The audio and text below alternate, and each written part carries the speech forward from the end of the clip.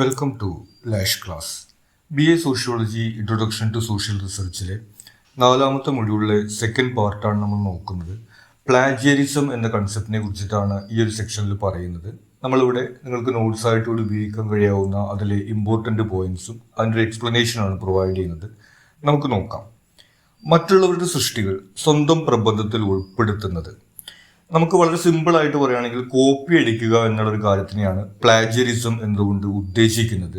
നമ്മുടെ പ്രബന്ധത്തിനകത്ത് നമ്മൾ മറ്റുള്ള ആളുകളുടെ ലേഖനങ്ങളിൽ നിന്നോ പുസ്തകങ്ങളിൽ നിന്നോ അത് നമ്മുടേതാണ് എന്നുള്ള രീതിയിൽ അവതരിപ്പിക്കുന്നതിനെയാണ് നമ്മൾ പ്ലാജിയറിസം എന്ന് പറയുന്നത്. ഇത് ഭാഗികമായോ പൂർണ്ണമായോ ആകാം. അതായത് ഒരുപക്ഷെ പാരഗ്രാഫുകളോ അല്ലെങ്കിൽ കുറച്ച് ഭാഗങ്ങളോ മാത്രം എടുക്കുന്നതായിരിക്കാം.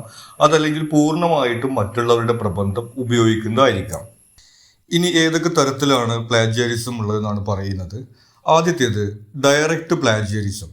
കൊട്ടേഷൻ മാർക്ക് ഇല്ലാതെ സ്വന്തം എന്ന രീതിയിൽ മറ്റുള്ളവരുടെ സൃഷ്ടി ഉപയോഗിക്കുന്നത്. അതായത് ഡയറക്റ്റ് എന്ന് നമുക്കറിയാം, നേരിട്ട് ഉപയോഗിക്കുന്നതാണ്. മറ്റുള്ള ആളുകൾ എഴുതിയിട്ടുള്ള പാരഗ്രാഫുകളോ ഭാഗങ്ങളോ അവരുടെ പുസ്തകങ്ങളിൽ നിന്നോ അല്ലെങ്കിൽ പ്രബന്ധങ്ങളിൽ നിന്നോ നേരിട്ട് എടുത്ത് ഉപയോഗിക്കുന്നതിനെയാണ് ഡയറക്റ്റ് പ്ലാജിയറിസം എന്ന് പറയുന്നത്. നമ്മൾ പ്രബന്ധത്തിനകത്ത് മറ്റുള്ള ആളുകൾ എഴുതിയിട്ടുള്ള കാര്യങ്ങൾ പലപ്പോഴും ഉപയോഗിക്കേണ്ടി വരും. അപ്പം നമ്മൾ പറയുന്ന ഒരു തിയറി അല്ലെങ്കിൽ നമ്മുടെ കണ്ടെത്തലുകൾ അതിനെ ന്യായീകരിക്കുന്നതിനും വിശദീകരിക്കുന്നതിനും വേണ്ടി മറ്റുള്ള ആളുകളുടെ വർക്കുകൾ എന്നുള്ളത് നമ്മൾ ചിലപ്പോൾ ഉപയോഗിക്കേണ്ടി വരും. ആ സമയത്ത് നമ്മളത് കൊട്ടേഷൻ മാർക്ക് ഉപയോഗിച്ചുകൊണ്ട് മറ്റുള്ളവരുടേതാണെന്നുള്ളത് അവിടെ പറയണം. അതുപോലെ തന്നെ നമ്മൾ റെഫറൻസിനകത്ത് അവരുടെ പുസ്തകം, അതുപോലെ അത് എഴുതിയ ആൾ തുടങ്ങിയിട്ടുള്ള വിവരങ്ങൾ നൽകണം എന്നുള്ളതാണ് പറയുന്നത്. അത് ചെയ്യാതെ നമ്മുടേത് എന്നുള്ള രീതിയിൽ മറ്റുള്ള ആളുകളുടെ പാരഗ്രാഫുകളോ ഭാഗങ്ങളോ എടുത്ത് ഉപയോഗിക്കുന്നതിനെയാണ് ഡയറക്റ്റ് പ്ലാജിയറിസം എന്ന് പറയുന്നത്. അടുത്തത് വരുന്നത് പാരാഫ്രേസിംഗ് പ്ലാജിയറിസം ആണ്. ഇവിടെ സംഭവിക്കുന്നത് മറ്റുള്ളവരുടെ സൃഷ്ടി മാറ്റി എഴുതി സ്വന്തം എന്ന രീതിയിൽ അവതരിപ്പിക്കുന്നത്. നമ്മൾ ഡയറക്റ്റായിട്ട് പകർത്തി എഴുതുകയല്ല ചെയ്യുന്നത്, മറിച്ച് അതിലെ വാക്കുകൾ മാറ്റിക്കൊണ്ട് അല്ലെങ്കിൽ നമ്മൾ നമ്മുടേതായ രീതിയിലേക്ക് ഇത് മാറ്റി എഴുതിക്കൊണ്ട് അതിലുള്ള ആശയത്തെ പകർത്തി എഴുതുന്നതാണ് പാരാഫ്രേസിംഗ് പ്ലാജിയറിസത്തിനകത്ത് വരുന്നത്. ഇനി മൊസൈക്ക് പ്ലാജിയറിസം. ഇതും നേരത്തെ ഇതിന് സമാനമാണ്. ചില വാക്കുകൾ മാത്രം മാറ്റി എഴുതി മറ്റുള്ളവരുടെ സൃഷ്ടി ഉപയോഗിക്കുന്നത്.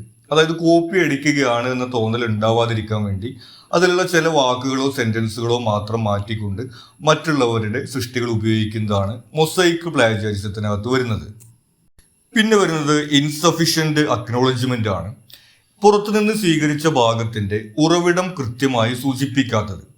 ഇവിടെ നമ്മൾ ചിലപ്പോൾ കൊട്ടേഷൻ മാർക്കൊക്കെ കൊടുത്തുകൊണ്ട് മറ്റുള്ളവരുടെ സൃഷ്ടികൾ വേറെ രേഖപ്പെടുത്തിയിട്ടൊക്കെ ഉണ്ടായിരിക്കാം. പക്ഷെ നമ്മൾ റെഫറൻസിനകത്ത് അത് ആരെഴുതി, ഏത് പുസ്തകത്തിലാണ്, ഏത് വർഷമാണ് പ്രസിദ്ധീകരിച്ചത് തുടങ്ങിയിട്ടുള്ള കൃത്യമായിട്ടുള്ള വിവരങ്ങൾ രേഖപ്പെടുത്തിയിട്ടില്ലെങ്കിൽ അതിനെയും പ്ലാജിയറിസമായിട്ട് കണക്കാക്കും. പിന്നെ വരുന്നത് കംപ്ലീറ്റ് പ്ലാജിയറിസം ആണ്. ആ പേര് തന്നെ സൂചിപ്പിക്കുന്നുണ്ട്, മുഴുവനായിട്ടും ഉള്ള കോപ്പിയുടെയാണ് അവിടെ നടക്കുന്നത്. മറ്റുള്ളവരുടെ സൃഷ്ടി പൂർണ്ണമായും സ്വന്തം പേരിൽ സമർപ്പിക്കുന്നത്. അപ്പോൾ നമ്മൾ വേറെ ഇന്റർനെറ്റിൽ നിന്നോ അല്ലെങ്കിൽ വേറെ എവിടെ നിന്നോങ്കിലും ഒക്കെ എടുത്തിട്ടുള്ള മറ്റ് പ്രബന്ധങ്ങൾ നമ്മുടേതാണ് എന്നുള്ള രീതിയിൽ സമർപ്പിക്കുന്നതാണ് കംപ്ലീറ്റ് പ്ലാജിയറിസത്തിനകത്ത് വരുന്നത്. പിന്നെയുള്ളത് സെൽഫ് പ്ലാജിയറിസം ആണ്. അത് സ്വന്തം തന്നെ സൃഷ്ടികൾ കോപ്പിയടിക്കുന്നതാണ്. അപ്പൊ നമുക്ക് സംശയം തോന്നും, സ്വന്തം സൃഷ്ടി എങ്ങനെയാണ് കോപ്പിയടിക്കാൻ പറ്റുക എന്നുള്ളത്.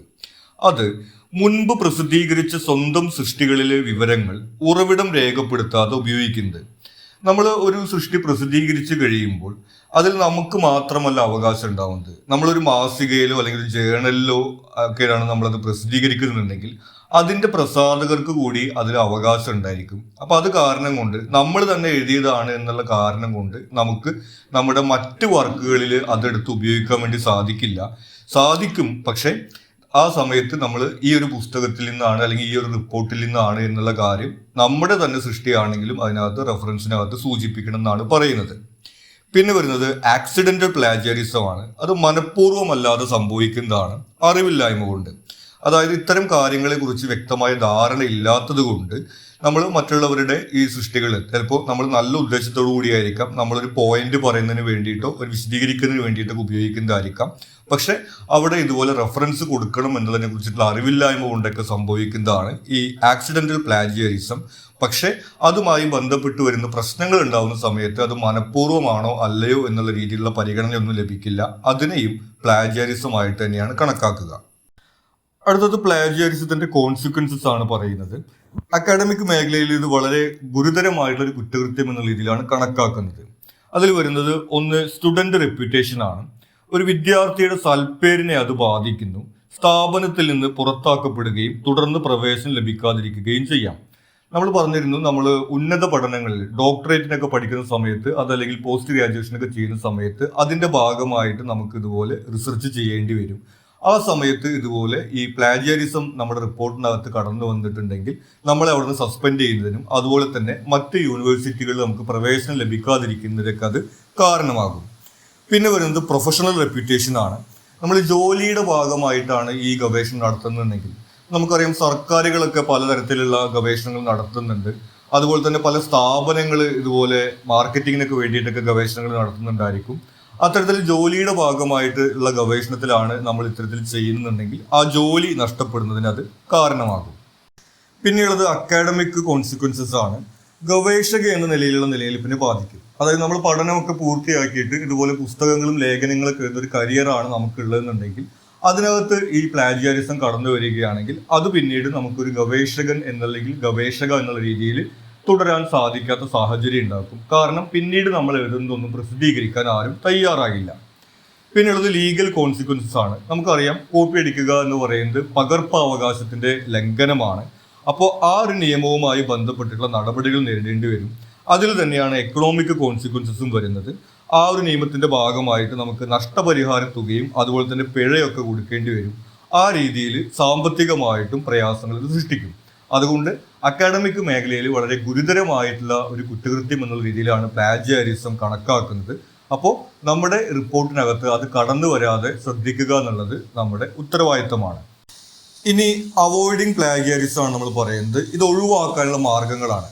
നമ്മൾ സ്വാഭാവികമായിട്ട് ചിന്തിക്കും, മറ്റുള്ളവർ എഴുതിയ പ്രബന്ധത്തിലും പുസ്തകത്തിലും കാര്യങ്ങൾ എഴുതാതിരുന്ന പോലെ എളുപ്പമല്ലേ എന്ന്.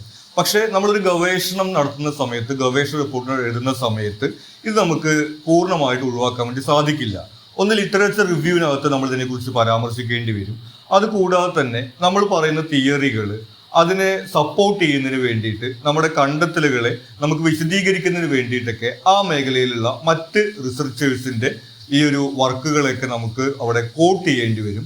അതുകൊണ്ട് പൂർണ്ണമായിട്ടും അത് ഒഴിവാക്കുക എന്നുള്ളത് നമുക്ക് സാധിക്കില്ല. പകരം അത് ഉപയോഗിക്കുമ്പോൾ എന്തൊക്കെ ശ്രദ്ധിക്കണം എന്നുള്ളതാണ് നമ്മൾ നോക്കേണ്ടത്. ആദ്യം വരുന്നത് അക്നോളജ് സോഴ്സസ് ആണ്. പകർപ്പവകാശമുള്ളവ സമ്മതത്തോടു കൂടി മാത്രം ഉപയോഗിക്കുക. പകർപ്പവകാശം എന്ന് പറയുന്നത് മറ്റൊരാൾ എഴുതിയിട്ടുള്ള പുസ്തകം അല്ലെങ്കിൽ മറ്റൊരു ജേർണലിലോ പ്രസിദ്ധീകരണത്തിലൊക്കെ വന്നിട്ടുള്ള ലേഖനങ്ങളൊക്കെ ആണെങ്കിൽ അവരുടെ സമ്മതത്തോടു കൂടി വേണം നമ്മളത് നമ്മുടെ ഈ ഒരു ഗവേഷണ പ്രബന്ധത്തിനകത്ത് ഉപയോഗിക്കുക എന്നുള്ളതാണ് ആദ്യം ശ്രദ്ധിക്കേണ്ടത്. പിന്നെ വരുന്നത് പകർപ്പവകാശം ഇല്ലാത്തവ, അതായത് വ്യാപകവുമായും പൊതുവായതുമായിട്ടുള്ള വിവരങ്ങൾ. ഇപ്പോൾ ഒരു ഉദാഹരണം പറയുകയാണെങ്കിൽ ആഡം സ്മിത്തിനെ പോലെ അല്ലെങ്കിൽ കാൾ മാർക്സിനെ പോലെയൊക്കെയുള്ള സോഷ്യോളജിയിലും അതുപോലെ തന്നെ മറ്റു മേഖലകളിലൊക്കെ ഒരുപാട് തിയറികളും പുസ്തകങ്ങളൊക്കെ വളരെ വ്യാപകമായിട്ട് ആളുകൾക്ക് അറിയുന്നതാണ്. അപ്പോൾ അത് നമുക്ക് പലരും ജീവിച്ചിരിക്കുന്ന ആളുകൾ ഉണ്ടായിരിക്കും, അല്ലെങ്കിൽ അവരുടെ പകർപ്പവകാശം ഏറെ വർഷങ്ങളായിട്ടുള്ള പുസ്തകം എന്നുള്ള നിലയ്ക്ക് നിലനിൽക്കാത്തതായിരിക്കും. ആ രീതിയിൽ അത്തരം ആളുകളുടെ വർക്കുകൾ നമ്മൾ എടുക്കുന്ന സമയത്ത് നമുക്ക് സമ്മതം ചോദിക്കേണ്ട ആവശ്യമല്ല വരുന്നത്. മറിച്ച് നമ്മളത് റെഫറൻസിനകത്ത് കൃത്യമായിട്ട് ഉറവിടം രേഖപ്പെടുത്തുക എന്നുള്ളതാണ് ചെയ്യേണ്ടത്. പിന്നെ വരുന്നത് കൃത്യമായി കോട്ട് ചെയ്യുകയും എഴുത്തുകാരുടെയും പുസ്തകങ്ങളുടെയും വിവരങ്ങൾ ചേർക്കുകയും ചെയ്യുക. അപ്പോൾ നമ്മൾ പറഞ്ഞു, പ്രബന്ധത്തിനകത്ത് ഈ ഒരു ഭാഗം ചേർക്കുന്ന സമയത്ത് കൊട്ടേഷൻ മാർക്കിനകത്ത് അത് നമ്മൾ പ്രത്യേകം രേഖപ്പെടുത്തണം.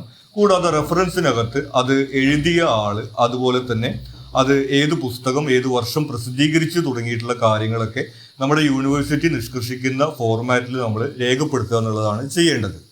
അടുത്തത് പാരാഫ്രേസിംഗ് ആണ്. നമ്മൾ പറഞ്ഞിരുന്നു, മറ്റുള്ള ആളുകൾ എഴുതിയിട്ടുള്ളത് അതിൻ്റെ ആശയം സ്വന്തം ഭാഷയിൽ വാക്കുകളിൽ എഴുതുന്നതിനെയാണ് നമ്മൾ പാരാഫ്രേസിംഗ് എന്ന് പറയുന്നത്.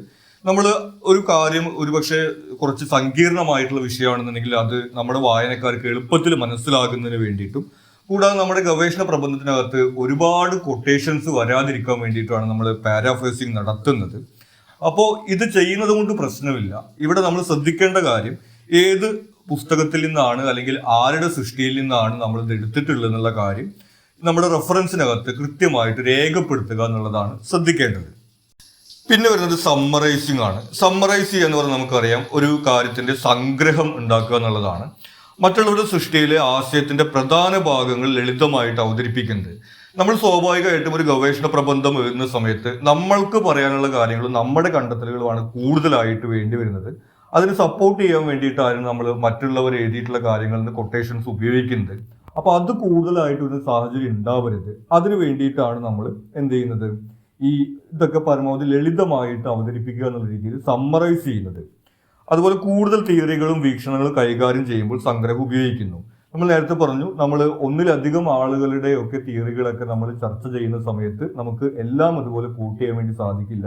അപ്പോൾ നമ്മൾ അതിന്റെ ഇമ്പോർട്ടന്റ് പോയിന്റ്സ് സമ്മറൈസ് ചെയ്തുകൊണ്ട് ഉപയോഗിക്കും. ഇവിടെയും നമ്മൾ പാരാഫ്രേസിംഗിൽ പറഞ്ഞതുപോലെ ഇങ്ങനെ ചെയ്യുന്നത് കൊണ്ട് തെറ്റില്ല, പക്ഷെ നമ്മൾ മറ്റുള്ളവരുടെ ആശയമാണ് ഇവിടെ സമ്മറൈസ് ചെയ്ത് പറയുന്നത് എന്നുള്ള കാര്യം ഇവിടെ രേഖപ്പെടുത്തണം.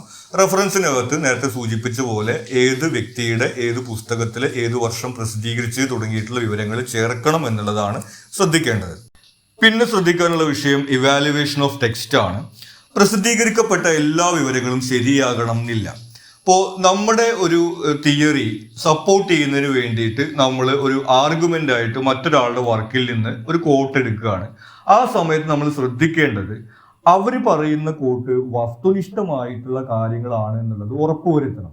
കാരണം നമ്മൾക്കറിയാം, ഈ ഓൺലൈനിൽ നിന്നും അതുപോലെ തന്നെ മറ്റിടത്തു നിന്നൊക്കെ നമ്മൾ ഇതുപോലെ റെഫറൻസ് എടുക്കുന്ന സമയത്ത്, പ്രത്യേകിച്ചും ഓൺലൈനിലൊക്കെ അവിടെ കാണുന്ന എല്ലാ കാര്യങ്ങളും ശരിയായിരിക്കണമെന്നില്ല, നമുക്കറിയാം. ആ രീതിയിൽ അപ്പോൾ നമ്മൾ ഒരു പക്ഷപാതിത്വപരമായിട്ട് അവിടെ പറയുകയാണെന്ന് തോന്നുന്ന സാഹചര്യം ഉണ്ടാക്കാതിരിക്കാൻ വേണ്ടിയിട്ട് നമ്മൾ ഈ സ്വീകരിക്കുന്ന വിവരങ്ങളൊക്കെ വസ്തുനിഷ്ഠമാണ് എന്നുള്ള കാര്യം നമ്മൾ ഉറപ്പുവരുത്തേണ്ടതുണ്ട്.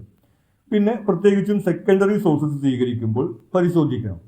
പ്രൈമറി സോഴ്സും സെക്കൻഡറി സോഴ്സും നമ്മൾ മുൻപ് പറഞ്ഞു പോയിട്ടുള്ളതാണ്. പ്രൈമറി സോഴ്സ് നമ്മൾ നേരിട്ട് കണ്ടെത്തുന്നതായതുകൊണ്ട് അതിന്റെ വിശ്വാസ്യത നമുക്ക് ഉറപ്പുവരുത്താൻ വേണ്ടി സാധിക്കും. എന്നാൽ സെക്കൻഡറി സോഴ്സസ് ആയിട്ട് നമ്മൾ വിവരങ്ങൾ ശേഖരിക്കുന്ന സമയത്ത് അത് ഇതുപോലെ ആധികാരികമാണെന്ന് ഉറപ്പുവരുത്തിയതിന് ശേഷമാണ് നമ്മുടെ ഒരു പ്രബന്ധത്തിനകത്ത് നമ്മൾ ഉൾപ്പെടുത്താവൂ. ഇനി സെക്ഷനിൽ ലാസ്റ്റ് പറയുന്നത് പ്ലാജിയാരിസം ചെക്കിംഗ് ആണ്. ഇത് നമ്മളൊരു ഗവേഷണ പ്രബന്ധം സമർപ്പിക്കുന്ന സമയത്ത് യൂണിവേഴ്സിറ്റികളും മറ്റും ചെയ്യുന്നതാണ്. അപ്പൊ അതുകൊണ്ട് സമർപ്പിക്കുന്നതിന് മുമ്പ് നമുക്ക് തന്നെ സ്വയം ചെയ്ത് നോക്കിയിട്ട് അത് സമർപ്പിക്കുക എന്നുള്ളതാണ് നമുക്ക് ഉചിതമായിട്ട് ചെയ്യാൻ കഴിയുന്ന കാര്യം. ഇത് നേരിട്ട് പരിശോധിക്കുന്നത് അപ്രായോഗികമാണ്. നമുക്കറിയാം, ലോകത്ത് എണ്ണിയാൽ ഒടുങ്ങാത്ത പുസ്തകങ്ങളും ലേഖനങ്ങളാണുള്ളത്. അത് എല്ലാം ഇതുമായിട്ട് ചേർത്ത് നോക്കുക എന്ന് പറയുന്നത് അസാധ്യമാണ്. അതുകൊണ്ട് സോഫ്റ്റ്വെയറുകളാണ് നമ്മൾ ഈ ഒരു കാര്യത്തിന് വേണ്ടിയിട്ട് ഉപയോഗിക്കുന്നത്. മറ്റ് സൃഷ്ടികളുടെ സാമ്യം സൂചിപ്പിക്കുന്ന സിമിലാരിറ്റി ഇൻഡെക്സ് ആണ് നമുക്ക് അവിടെ ലഭിക്കുക. അപ്പോൾ പല സോഫ്റ്റ്വെയറുകളുണ്ട്. അതിനകത്ത് നമ്മൾ നമ്മുടെ ഈ ഒരു ലേഖനം നമ്മൾ സബ്മിറ്റ് ചെയ്ത് കഴിഞ്ഞിട്ടുണ്ടെങ്കിൽ ഇതിനു മുമ്പ് പ്രസിദ്ധീകരിക്കപ്പെട്ടിട്ടുള്ള എല്ലാ ലേഖനങ്ങളുമായിട്ട് സോഫ്റ്റ്വെയർ അത് കമ്പയർ ചെയ്യുകയും എത്രത്തോളം അതുമായിട്ട് ഇതിന് സാമ്യമുണ്ട് എന്നുള്ള രീതിയിലുള്ള ഒരു ഇൻഡെക്സ് ആണ് നമുക്ക് അവിടെ ലഭിക്കുക. നമുക്ക് സ്വാഭാവികമായിട്ടും ഒട്ടും സാമ്യമില്ല എന്നുള്ള തരത്തിലുള്ള ഒരു ഇൻഡെക്സ് ഒന്നും ഒരിക്കലും ലഭിക്കാൻ പോകുന്നില്ല. കാരണം നമുക്കറിയാം, ഭാഷ എന്ന് പറയുന്നത് എല്ലാവരും ഏറെക്കുറെ ഒരേ രീതിയിൽ ഉപയോഗിക്കുന്നതാണ്. അപ്പൊ ഏതെങ്കിലുമൊക്കെ സിമിലാരിറ്റി അതിനകത്ത് ഉണ്ടായിരിക്കും. ഇത് കൂടാതെ നമ്മൾ അതിനകത്ത് ശരിയായിട്ടുള്ള അക്നോളജ്മെന്റ് കൊടുത്തിട്ട് ഉപയോഗിച്ചിട്ടുള്ള കൊട്ടേഷൻസും മറ്റൊക്കെ ഉണ്ടായിരിക്കും. അപ്പോൾ അത് കാരണം കൊണ്ട് നമുക്ക് ഇതിനകത്ത് ഒരു പെർഫെക്റ്റ് മാർക്ക് നേടുക എന്നുള്ളതൊന്നല്ല നമ്മുടെ ലക്ഷ്യം. നമ്മൾ ഈ ഉപയോഗിച്ചിട്ടുള്ള ഈ മറ്റുള്ളവരുടെ ഈ വർക്ക് എന്നുള്ള കൊട്ടേഷൻസ് ഒക്കെ കൃത്യമായിട്ട് റെഫറൻസിനകത്ത് രേഖപ്പെടുത്തിയിട്ടുണ്ടായിരിക്കുക എന്നുള്ളതാണ് ശ്രദ്ധിക്കേണ്ടത്. ഇത്രയും കാര്യങ്ങളാണ് നമുക്ക് ഈ ഒരു സെക്ഷനകത്ത് ഇമ്പോർട്ടൻ്റ് ആയിട്ട് വരുന്നത്. നിങ്ങൾക്ക് മറ്റെന്തെങ്കിലും സംശയങ്ങളോ സജഷൻസോ ഉണ്ടെങ്കിൽ നിങ്ങൾ കമൻറ്റ് ചെയ്യുക. കൂടാതെ ചാനൽ നിങ്ങളൊരു സബ്സ്ക്രൈബ് ചെയ്തിട്ടില്ലെങ്കിൽ സബ്സ്ക്രൈബ് ചെയ്യുക. താങ്ക്